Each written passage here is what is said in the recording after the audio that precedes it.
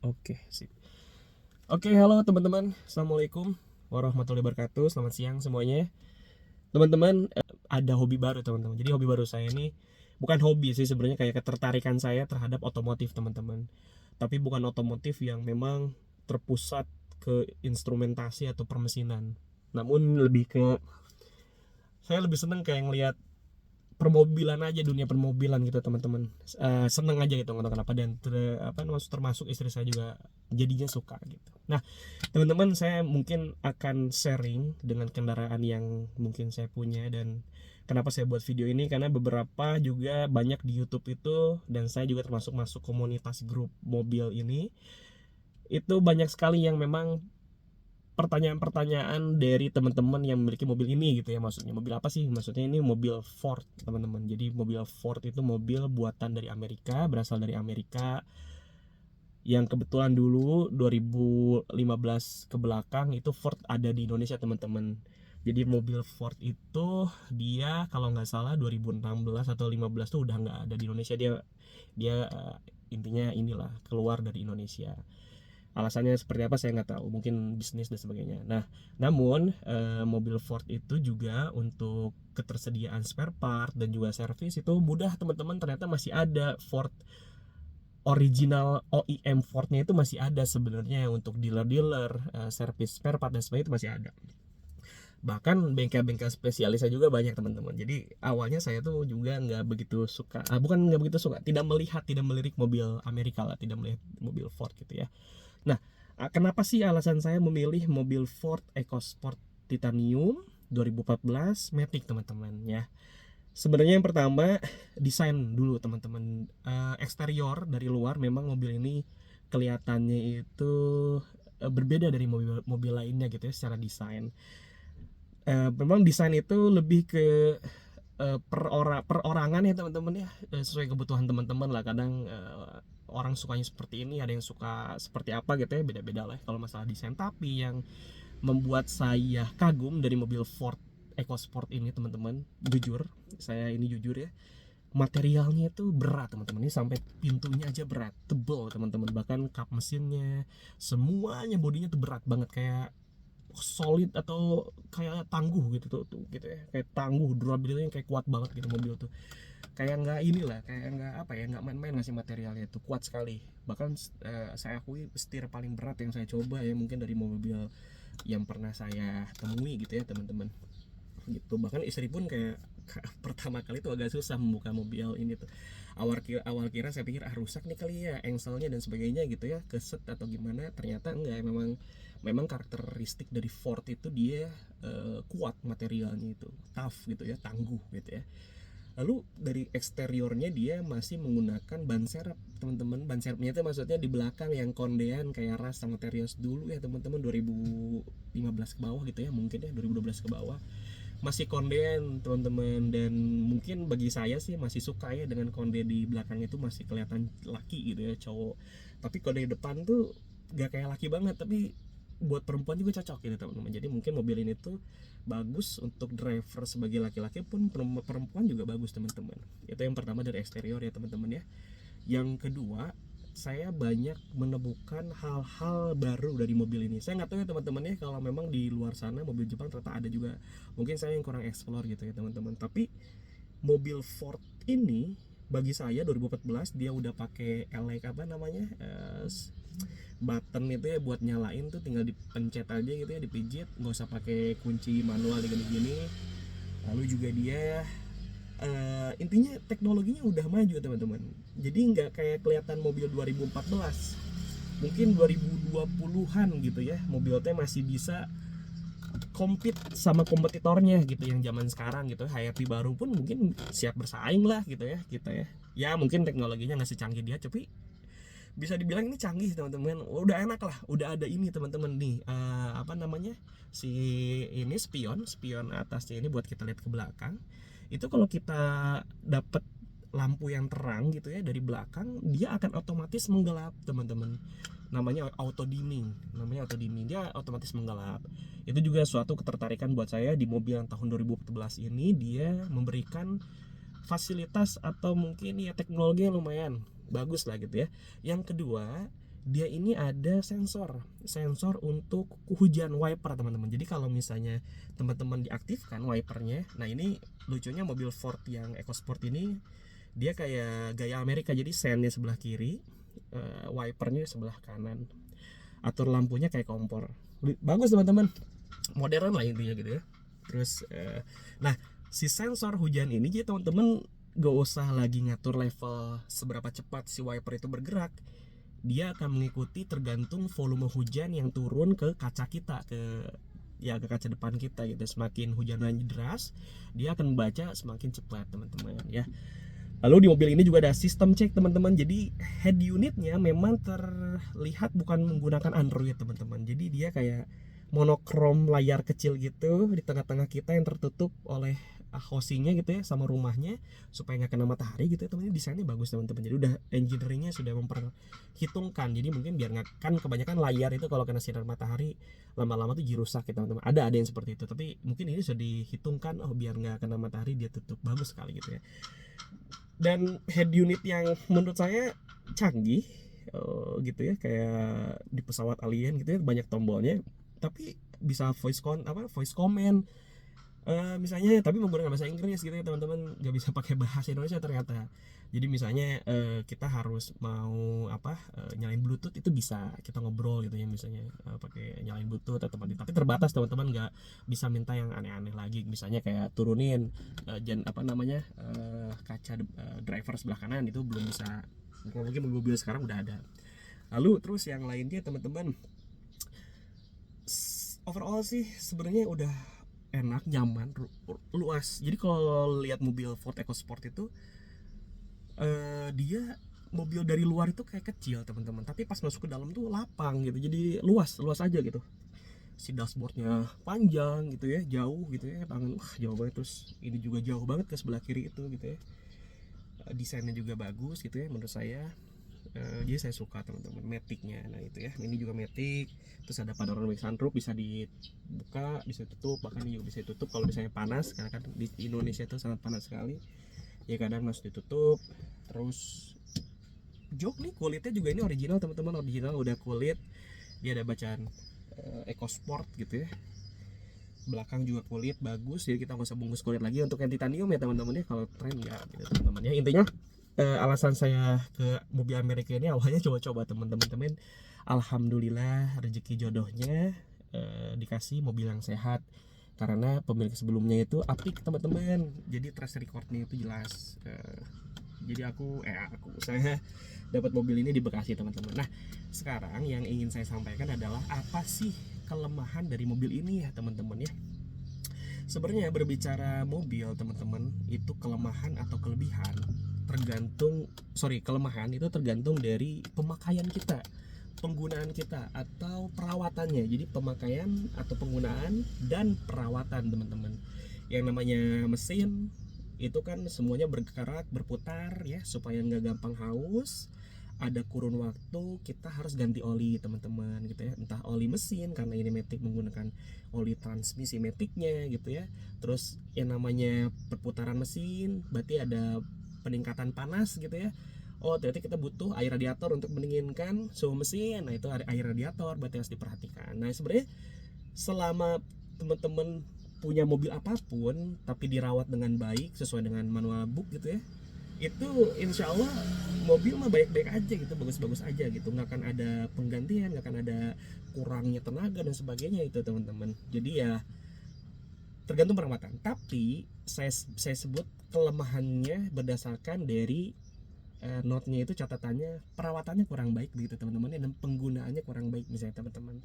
Karena kan masing-masing mobil itu ada kelemahan ya teman-teman ya. Makanya ada mobil kenapa yang harganya mahal banget gitu ya, yang make sense, tapi ternyata kan teknologinya bagus dan memang mobilnya bandel gitu teman-teman gitu ya. Nah mobil ini tuh harganya kisaran bekasnya itu ya teman-teman ya, itu paling mahal itu mungkin masih ada yang jual orang 120 juta itu maksimal teman-teman. Tapi yang paling murahnya bahkan udah 80 juta. Jadi range-nya itu 80 sampai 120 juta teman-teman. Entah itu yang manual atau matic. Biasanya matic lebih mahal, yang manual mungkin lebih murah gitu teman-teman. Bagaimana dengan kilometernya? Kilometer yang saya dapatkan ini 115.000. Saya beli mobil ini di 13 Mei 2025. Sekarang udah 120.000, sudah 5.000 ya naiknya teman-teman sekarang bulan Agustus 2025, karena saya menggunakan daily use ya. Jadi saya setiap hari menggunakan ini buat bekerja ataupun Sabtu Minggu jalan sama keluarga gitu ya teman-teman. Nah, baik lagi ke kelemahan teman-teman. Kelemahan mobil ini yang pertama adalah matic-nya teman-teman. Jadi jenis matic mobil ini itu terbilang langka kalau di Indonesia teman-teman. Jadi kan sebenarnya teman-teman mungkin tahu matic itu mobil apa, matic, oh maticnya apa, CVT atau AT konvensional gitu ya. Nah, mobil ini maticnya itu namanya DCT teman-teman, DCT, double clutch transmission. Jadi dia ada double ini apa, ada double coupling. Jadi coupling ini DCT ini dikontrol atau dioperasikan itu menggunakan TCM. TCM itu namanya Transmission Control Module. Jadi dia yang otaknya, yang sebagai otaknya yang mengkontrol perpindahan giginya DCT teman-teman. Nah, jadi DCT tadi double clutch. Jadi ada double coupling. Jadi si coupling satu itu menggerakkan gigi ganjil 135. Kalau yang gigi satu lagi 246. Jadi kenapa disebut kelemahan teman-teman? Gak semua bengkel bisa servis matic DCT teman-teman. Hanya bengkel spesialis Ford atau mungkin origin OEM Fordnya langsung yang bisa disebut kelemahannya itu yang pertama ya, karena nggak semua bengkel bisa teman-teman. Mungkin di bengkel-bengkel daerah yang ada bengkel spesialis agak susah kalau ada masalah sama DCT-nya atau TCM-nya gitu teman-teman. Nah, sekarang balik lagi ngobrolin DCT teman-teman. Nah, mobil ini DCT-nya itu posisinya di paling bawah sebelah kiri teman-teman. Jadi meskipun mobil ini yang saya suka tuh yang tadi ya, mungkin saya sebutkan lagi, dia ground clearance teman-teman. Ground clearance itu jarak antar alas jalan gitu dengan dasar mobil itu dia 20 cm teman-teman, atau 200 mili. Terbilang tinggi teman-teman. Jadi kalau ada medan yang jelek jalannya ataupun banjir itu kita masih bisa lewat, masih bisa terabas. Namun kalau misalnya kita lagi parkir di pinggir jalan, tiba-tiba banjir dan tingkat level air tersebut melebihi bannya misalnya gitu ya, terendam, dalam kondisi terendam ya artinya diam gitu teman-teman. Nah, air itu akan masuk ke sela-sela DCT-nya teman-teman. Jadi di situ ada celah, ada gap. Mungkin gapnya ya sekitar ya minim lah teman-teman, mungkin 10-an mikron gitu ya. Tapi yang namanya air pasti masuk dalam keadaan diem, lalu ada udara masuk, teroksidasi, akhirnya mungkin jadi korosi, karatan dan sebagainya, dan ya rusak kalau misalnya ada pergerakan dan tidak langsung dibersihkan gitu teman-teman. Jadinya suka rusak, mungkin nanti perpindahan gigi jadi kayak ada bunyi atau apa gitu teman-teman. Atau kita bicara ke TCM, otaknya gitu ya. TCM ini sistem elektrikal teman-teman. Jadi sebenarnya elektrikal itu simple. Selama akinya bagus, insya Allah itu masih bagus. Kalau akinya drop, kita nggak memperhatikan akinya, nggak kita ganti, dia akan mempengaruhi TCM. Mungkin TCM-nya akan jadi rusak, error, sehingga banyak keluhan, mobilnya nggak bisa mundur, mobilnya nggak bisa masuk gigi 2 gitu ya. Banyaklah keluhan-keluhan di grup komunitas itu teman-teman. Jadi apa namanya, itu salah satu kelemahan dari matic-nya. Nah, yang namanya aki kalau drop kan bukan hanya TCM mungkin yang kena teman-temannya, ABS juga mungkin bisa kena buat remnya gitu ya. Atau mungkin si kaca juga yang tadi elektrik, kan di sini elektrik bukan yang manual control gitu ya, nanti juga mungkin rusak gitu ya. Semuanya lampu redup ya elektrikal jadi rusak. Oke, jadi tadi DCT TCM teman-teman. Kalau DCT itu perawatannya yang saya dapat informasi dari grup adalah ada 2 teman-teman, ganti oli. Tapi ganti olinya lumayan lama teman-teman. Ada yang bilang kalau udah ganti oli kan dia sedikit ya, cuman berapa liter gitu ya, saya lupa, 2 liter berapa gitu ya, 2,1 atau berapa saya lupa. Kalau mesin 4 gitu, saya lupa lah. Intinya kalau perawatan DCT itu dia mungkin per berapa, 80.000 itu turun DCT-nya buat dibersihkan teman-teman, biar dari debunya itu teman-teman, debunya dihilangin, mungkin korosinya dihilangin gitu ya, karatnya dicek lah, 80.000 gitu ya teman-teman ya. Dan juga ganti oli maticnya 80.000 juga gitu ya. Meskipun katanya sih dulu ada isu lifetime oil gitu buat transmission gitu, jadi sampai kapanpun gak usah diganti. Tapi yang namanya kita was-wasan gitu ya, khawatir mah ganti aja gitu ya. Oli mesinnya biasa ya per 10.000 km. Kalau baru beli mungkin 5.000 ya dulu, tapi kalau sekarang 10.000 km aja mesin gitu ya. Nah, sekarang saya mau sebutkan kelemahan lain nih ya. Apalagi kelemahannya itu dari mobil ini, selain tadi matic ya, sebenarnya utamanya matic sih teman-teman, sama TCM-nya itu yang agak ngerinya itu. Oh sama ini teman-teman, belakang itu bagasi belakang itu kondean. Jadi yang namanya kondean di belakang kan pasti pintunya geser ke belakang gitu teman-teman ya. Nah kelemahan dia teman-teman, kalau memang kita sering banting gitu ya si bagasinya, meskipun berat kita kadang bingung ya, kalau terlalu ngebanting takut rusak, tapi kalau pelan nggak nutup gitu ya karena berat.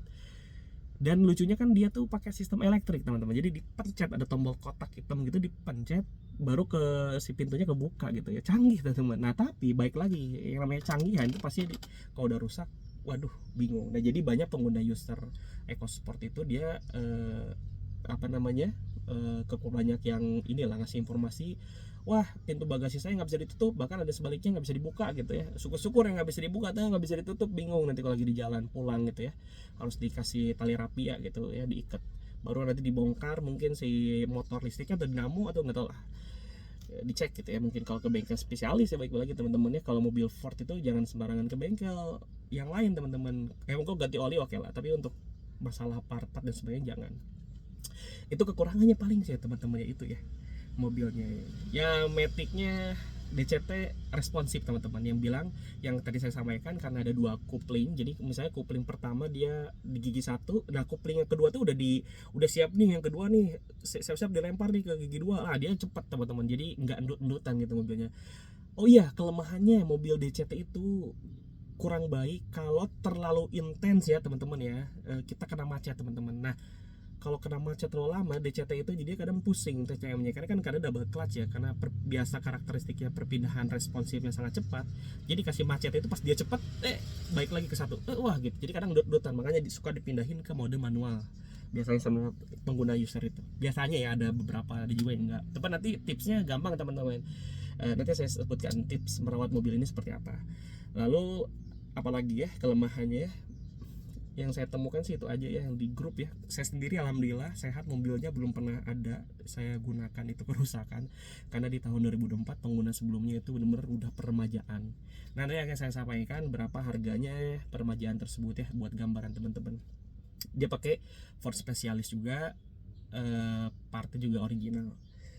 Terus kelebihan. Nah, kelebihan dari mobil ini pertama dari segi ergonomis, tempat duduk itu nyaman banget, teman-teman. Tempat duduk itu kita bisa dinaikkan levelnya, ya, bisa dimaju mundur.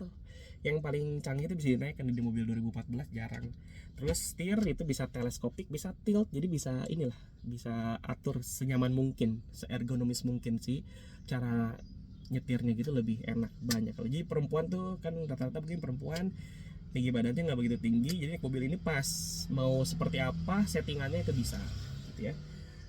Kelebihannya yang kedua yang tadi saya sampaikan, nyaman, lapang, luas. Yang ketiga canggih ya, serba simple lah ya. Terus ada panoramic sunroof, auto dimming, sensor hujan, ada ini ada apa ya, traction control kalau nggak salah. Jadi kalau selama beberapa detik kalau kita ditanjakan, dia akan diam dulu, nggak akan mundur, baru kalau kita gas maju. Itu ada modenya di sini. Ada sistem cek yang mempermudah kita supaya kita bisa ngecek ada malfunction gak gitu ya. Sistem cek ini bisa otomatis mengingatkan kita ganti oli transmisi, baterainya si kuncinya udah mau habis gitu, lowbat lah istilahnya, itu dikasih tahu lah semuanya di sistem cek ini gitu. Terus oke, sekarang mungkin lebih ke bagaimana cara perawatannya gitu ya teman-teman ya. Panas banget teman-teman, kebetulan saya lagi di Karawang gitu ya, jadi panas banget. Saya sengaja nggak dinyalakan mobilnya biar nggak berisik gitu ya, takutnya masuk ke video. Saya buka pintu sebelah kanan aja gitu ya. Nah teman-teman, cara merawatnya yang pertama, ini pun saya dapat pelajaran dari beberapa user EcoSport dan komunitas Ford di grup ya. Nah itu teman-teman, kelebihan pertama ya, dengan teman-teman beli mobil Ford tuh nggak usah khawatir, banyak sekali para suhu gitu ya yang akan hadir di grup. Wah itu ada Ford Indonesia teman-teman, grupnya di WhatsApp, dan dipecah lagi, ada Bandung, Jakarta, banyak lah, Bali, Denpasar, Jawa Barat, Jateng, wah banyak banget teman-teman. Dan gak usah khawatir, nanya-nanya itu gampang lah gitu ya. Dan makanya saya sampaikan spare part juga mudah, Jadi hilangkan mitos-mitos Ford susah spare part, Ford susah servis tuh gampang sebenarnya teman-teman. Kecuali teman-teman yang mungkin tinggalnya kayak saya domisili di Cianjur gitu ya, belum nemuin lah saya Ford spesialis di sana gitu. Itu agak repot mungkin gitu kalau tinggal di tempat-tempat yang memang daerah gitu ya. Nah, oke, yang pertama yang wajib kalian punya untuk perawatan mobil ini adalah OBD teman-teman. OBD ini dia bertugas untuk display yang menampilkan suhu radiator, suhu mesin, terus aki, trip, berapa penggunaan kilometer per jam, semuanya komplit di sana teman-teman. Jadi kan karena mobil ini tuh di MID-nya dia itu tidak menunjukkan suhu temperatur mesin, jadi kita nggak tahu lagi temperaturnya lagi tinggi atau tidak teman-teman. Nah jadi beli OBD teman-teman, murah juga dan banyak lah di Shopee gitu ya, dan tinggal dicolok gampang banget gitu teman-teman. Kalau naik mobil ini usahakan semua matic teman-teman. Bagi saya pribadi semua matic itu teman-teman kurang bagus kalau teman-teman dari kondisi diam langsung digaspol gitu ya. Makanya hindari naik mobil itu emosi teman-teman, karena nanti akan rusak ke mobilnya, rugi gitu ya teman-teman ya. Nah jadi kalau naik mobil ini itu pelan dulu aja teman-teman, akselerasi nanti biar dia TCM-nya baca sendiri, ngegantiin giginya perlahan gitu teman-teman. Jadi jangan terlalu ngebut lah teman-teman kalau bawa mobil matic, apalagi mobil matic bensin penggerak roda depan ya teman-teman ya. Gitu. Yang kedua, kalau naik mobil ini dalam kondisi macet, itu kalau pas berhenti itu langsung pindahkan ke N teman-teman. Kalau misalnya matic itu langsung ke N kan, jangan simpen di D.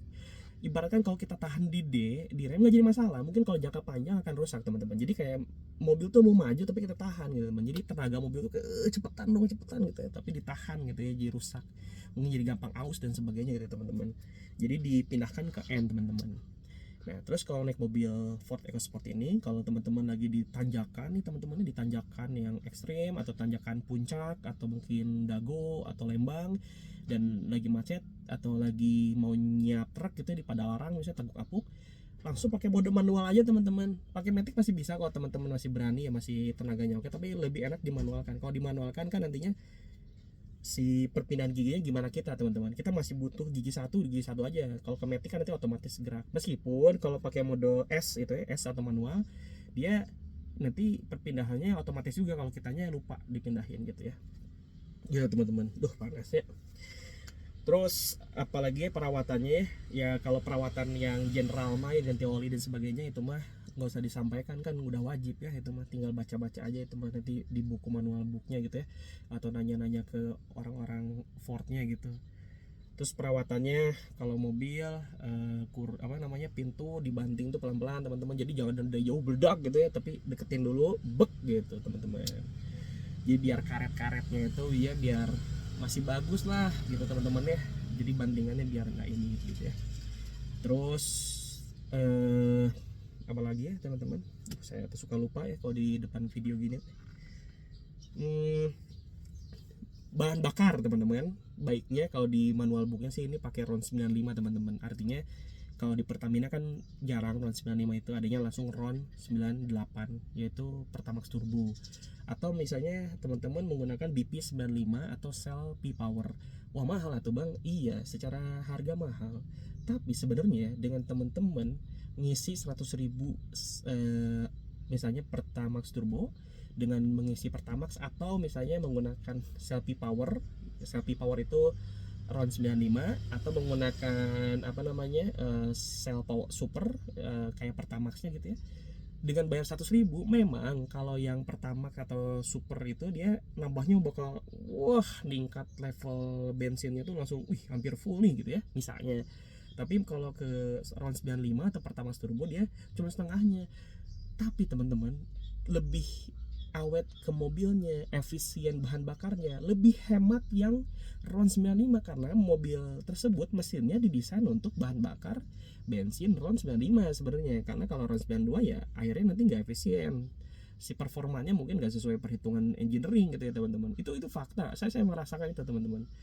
Boros enggaknya mobil juga tergantung bukan hanya dari bahan bakar ya, tapi dari cara kita mengemudi. Kalau kita kebut-kebutan, gasnya selalu maksimal gitu ya, perubahan gasnya fluktuatif, cepot lah pelan lagi, cepot pelan lagi, itu boros. Tapi kalau teman-teman konstan, biasa mau dikebutin ya kebutin sekalian tapi dilamain, nah itu apalagi sekarang ada mode eco dan sebagainya, dibantu jadinya lebih irit teman-teman gitu. Bahan bakar juga mempengaruhi ya teman-teman ya, karena biar kita kan pengen mesin kita bersih gitu ya, dan juga sesuai lah fungsinya teman-teman gitu. Perawatan sederhana tapi itu sangat penting teman-teman begitu ya. Terus saya juga suka, saya beli silen yang 20.000 30.000 tuh, sama kayak lem gitu, minyak silen gitu teman-teman, pelumas gitu ya, apa yang namanya itu saya lupa ya. Jadi kalau pakai koas saya di engsel-engselnya, terus di sliding ini besi-besi saya kasih pelumas supaya lebih lifetime lebih bagus, terus lebih ini juga apa, licin gitu ya, nggak kering gitu ya. Pelumasan lah teman-teman ya, pelumasan supaya nggak korosi juga gitu ya. Terus apalagi ya, nah segitu aja teman-teman. Nah sekarang saya mau sebutin harga-harga ya teman-teman, harga dari perawatan si Ford ini gitu ya teman-teman ya. Panas ya redang ya. Yang pertama nih teman-teman, nah ada di sini engine mounting teman-teman. Ini ganti engine mounting harganya 1.500.000. Kalau ini namanya bulb rem OSR K2 12 volt 12 V P21 5W. Dia kuantitinya 2, harganya 30.000 gitu teman-teman ya. Ini jasanya di sekitar engine mounting itu 150.000, puli kompresor AC itu 300.000 servis itu teman-teman ya. Ini terus yang kedua ada turun DCT. Turun DCT ini buat cleaning dan pergantian tuh harganya 1.600.000 teman-teman. Terus ada overhaul gearbox trans itu harganya 500.000. Bubut casing trans atau stopper itu 600.000. Bearing as roda gitu ya, dia 150.000. Ada seal cover valve F15 150.000. GT selang heater bawah EcoSport 100.000 gitu ya. Terus di sini itu jasanya teman-teman, itu jasanya. Nah ini sekarang spare partnya. Bearing Asrod itu OEM itu harganya 650.000 teman-teman. Terus buat ini apa, manual black sealant ya, ini pelumas kalau nggak salah ya, apa radiator kalau nggak salah, dia 100.000. Oh sealant ya. Seal input shaft besar itu 448.500. TT oil DCT itu 350.000 kali 2 itu 700.000. Seal as roda FF EcoSport itu 301.860. Seal cover valve F15 itu 832.950. Selang heater bawah 344.250. Brake cleaner itu 65.000 kali 2 130.000. Ini harga 2004 teman-teman ya, di bengkel Ford Specialist. Nah, terus di sini ada spare part busi iridium, ada 4 quantity. Satunya harganya 148.000 kali 4 berarti sekitar 563.160, yaitu 148.200 harganya. Jasanya itu 150.000. Lalu di sini, nah ini ada servis modul ABS. Dia di 7 juta. Nah, teman-teman nih, kalau ABS-nya problem mau diservis lagi itu 7 juta harganya. Kalau ganti oli mesin di sini ada 150.000. Lalu ini spare part minyak rem DOT 4. Oh, ini Mazda ya, MZD gitu mungkin, nggak tahu lah ya. 50.000 kali 2 100.000. Filter oli EcoSport 110.000. Engine flash itu 65.000. Spuring jasa spuring 200.000. Oh, ini spuring biasa banyak lah, bisa di mana aja ya. Cleaning evaporator blower 250.000. Terus ini GT tie rod and set 150.000. Link stabil plus bushing set Ecos 300.000. Itu jasa. Nah buat spare partnya, kabin filter AC itu 250.000. Tie rod and EcoSport OEM set itu 487.500. Lalu ada link stabil Ecos itu 550.000. Bushing stabil Ecos 100.000 kali 2 190.000 100.000 kali 2, oh ya 200. Kalau yang tadi 550.000 kali 2 ini sejuta 90.000 ribuan gitu ya. Dia ada diskonnya ternyata ya. Nah ini TCM teman-teman nih, jasa install TCM itu, TCM misalnya mau ganti TCM teman-teman yang baru ya, spare part itu harganya 11.300.000 teman-teman. Ini TCM-nya waduh mahal ya. Terus jasa pemasangannya itu 1.500.000 ya. Terus ada servis door clutch bagasi ekos nih yang di belakang yang nggak bisa dibuka, itu 400.000 jasanya. Terus ada spare part relay main ekos 200.000 ya teman-teman. Nah itu yang 2024 teman-teman. Nah 2025 yang sudah saya lakukan itu apa ya misalnya, nah saya ganti tensioner sama ini apa namanya, timing gear teman-teman. Nah harganya itu timing belt itu, sorry bukan timing gear, timing belt itu harganya 850.000 teman-teman. Tensioner itu harganya 950 atau 950.000. Filter udara itu 200.000. Oli DCT, oli matic itu 250.000 kali 2 500. Jasanya total 450.000. Itu sih teman-teman mungkin kurang lebihnya. Oh ini ada lagi nih. Ini buat ini apa namanya shock breaker tapi karet ya teman-teman, karet stopper shock breaker sama karet anti debunya ya. Harganya itu waduh saya lupa nih, kalau harga yang karet anti debunya itu kalau nggak salah di 110 atau 200 ribuan teman-teman, dia udah dua itu kalau nggak salah. Terus karet stopper shock breaker itu harganya 220.000, itu udah all in 4 kalau nggak salah, di Shopee ada ya. Kurang lebih itu mungkin teman-teman dari Ford EcoSport itu itu ini baik lagi mobil itu lebih ke perawatan ya teman-teman. Perawatannya teman-teman bagus, baik, apalagi mungkin punya komunitas apapun itu, bukan hanya mobil Ford, teman-teman punya Honda Brio misalnya atau Mitsubishi Pajero atau mungkin Expander ya, karena kita ingin merawat mobil kita gitu, karena ada uang yang dikeluarkan, kita harus menjaga barangnya baik-baik gitu. Oke teman-teman, baik, terima kasih banyak. Wassalamualaikum warahmatullahi wabarakatuh.